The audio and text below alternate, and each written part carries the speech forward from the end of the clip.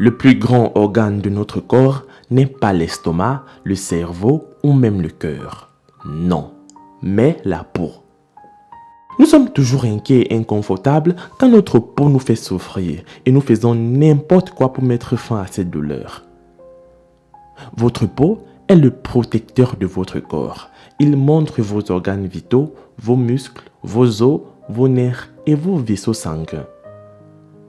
Mais êtes-vous déjà demandé ce que ça serait de ne pas avoir de peau? Eh bien, il est presque impossible de vivre sans peau car la peau est l'organe le plus important et le plus grand du corps humain. Mais en Tanzanie, dans la cité de Dar es Salaam, vit une dame qui n'a pas de peau. Est-elle née comme ça? Qu'est-ce qui lui est arrivé? Comment a-t-elle même survécu?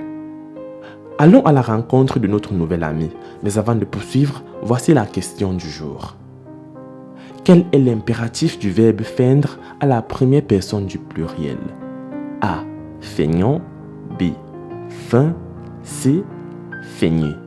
J'attends vos réponses dans les commentaires et la réponse exacte vous sera donnée à la fin de la vidéo. Elle s'appelle Ali, la mère de Adjara, la fille sans peau. Adjara est une femme de 26 ans, elle est née normale.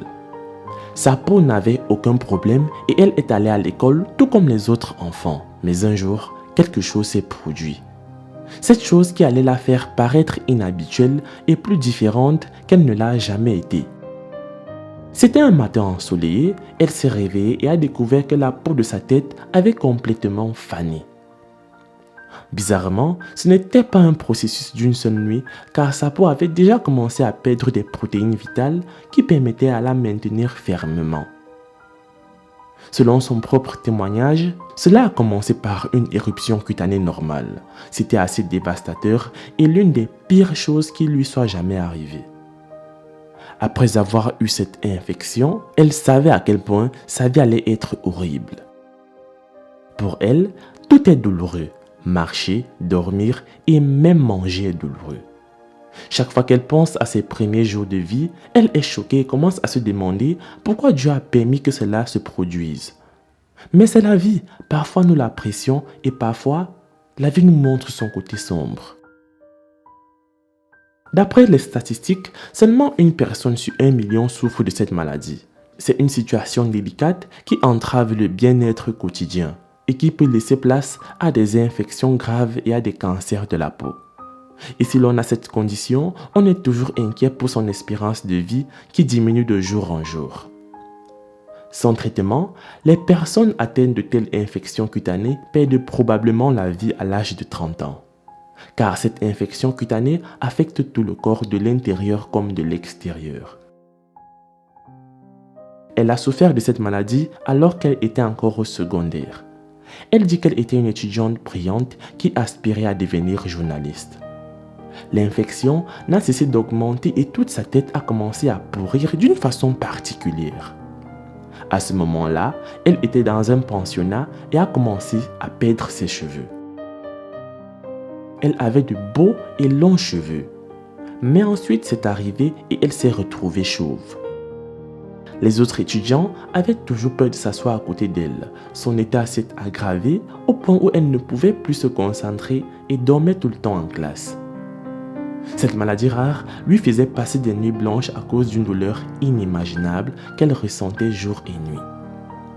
Ses parents ont dû faire tout ce qui était possible pour mettre fin à cette situation.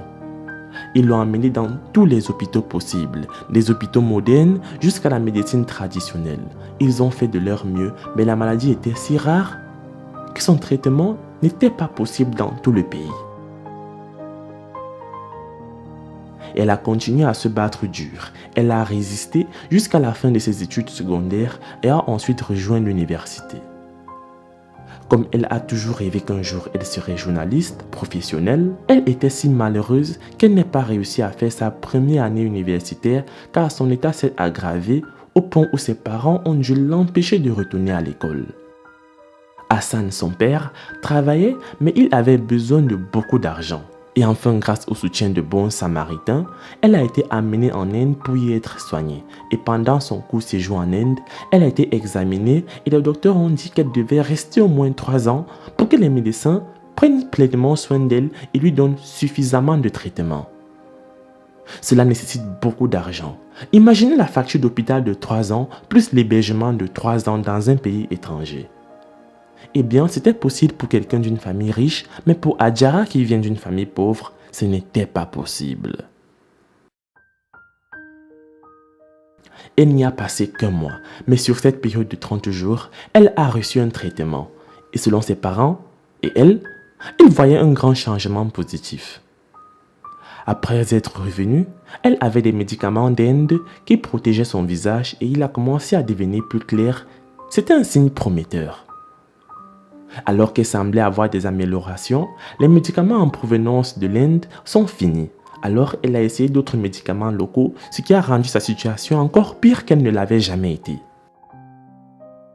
Son père Hassan était un chauffeur professionnel. Il s'occupait toujours de la famille. Il donnait toujours tout pour que sa fille soit plus heureuse.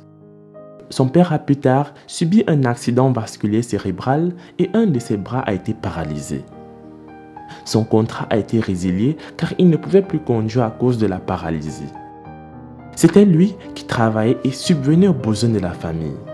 Maintenant, le niveau de vie de la famille a baissé et ils vivent une vie de galère qu'ils n'auraient jamais pensé avoir. D'ailleurs, sa mère Ali nous en dit beaucoup plus à ce sujet. Ils sont tous inquiets et sont au chômage. Pourtant, le médecin l'a conseillé des analgésiques quotidiens et d'autres médicaments. Son père dit qu'il attendait beaucoup de sa fille qui était l'élève la plus intelligente de toute l'école. Il s'attendait à ce que sa fille finisse ses études, s'aide elle-même et aide la famille. Mais le pire est arrivé. Sa fille est tombée malade et il a perdu son emploi et sa fille a réalisé que tous ses rêves étaient tombés à l'eau. Beaucoup de gens se sont moqués de cette femme. Sa tête sent mauvais et est très sensible. Alors elle doit toujours la couvrir chaque fois qu'elle va en public. Lorsque les gens s'approchent d'elle, ils ressentent instantanément une odeur désagréable et certains d'entre eux lui disent qu'elle n'a jamais nettoyé sa tête et qu'elle a fini par pourrir. En tant que diplômée du secondaire, elle dit qu'elle peut faire beaucoup de choses. Elle a beaucoup de compétences en informatique et plein d'autres disciplines, mais personne ne pourra jamais lui donner un travail. La plupart des gens craignent et pensent que l'état de cette femme est contagieux. Pour cette raison, parmi ses nombreux souhaits, l'un d'eux est d'obtenir un traitement avancé et elle aimerait avoir une petite entreprise qui l'aidera et subviendra à ses besoins quotidiens afin de couvrir tous ses besoins de base. Vous pouvez l'aider à obtenir une médecine de pointe en contribuant via un lien de campagne GoFundMe dans la description. Les amis, c'est la fin de cette vidéo. La réponse à la question du jour était feignant. Laisse un like si tu as trouvé. Moi, je vous laisse et surtout on se prend pour la prochaine fois.